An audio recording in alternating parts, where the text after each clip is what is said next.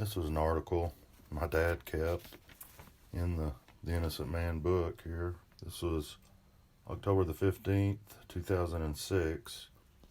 Novelist tackles true crime tale. The Innocent Man. Murder and injustice in a small town. John Grisham.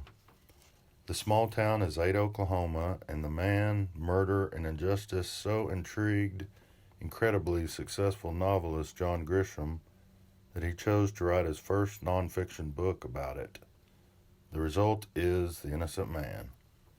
Many Oklahomans are familiar with the case.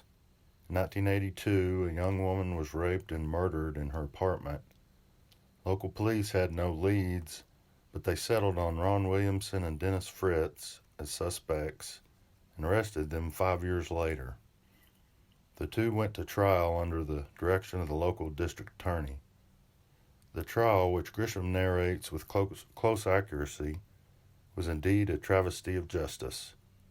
Questionable investigative and interview techniques, unacceptable forensic science, jailhouse snitch testimony, doubtable witnesses, inadequate defense, lies and unprofessional behavior by attorneys and judges combined for a dramatic fiasco in the courtroom. Williamson received a death sentence. Fritz, life. 11 years later, the two were released from prison. An advocacy led by attorney Barry Scheck used more recently available DNA evidence to prove there was no evidence to convict the two. Another man later was charged with the murder on the basis of DNA. It is an amazing true tale of the system gone awry and the effects on Ron Williamson. Part of the problem is we have known this story for more than 20 years, and Grisham adds little new information or original research. Grisham does not indict Ada, as he well could have.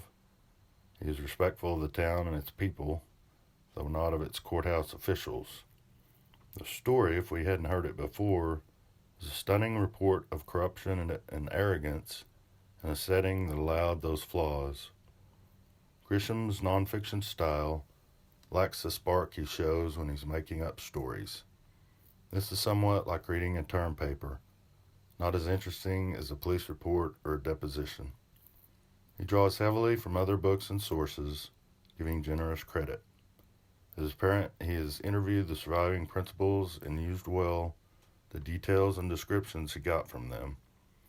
Some of his best passages are the stories of the prisons where the two men lived and of Williamson's descent into insanity. It is not a fun read. It is perhaps a mission for Grisham, an attorney himself, to expose flaws in the court system and defrange. Her opinion.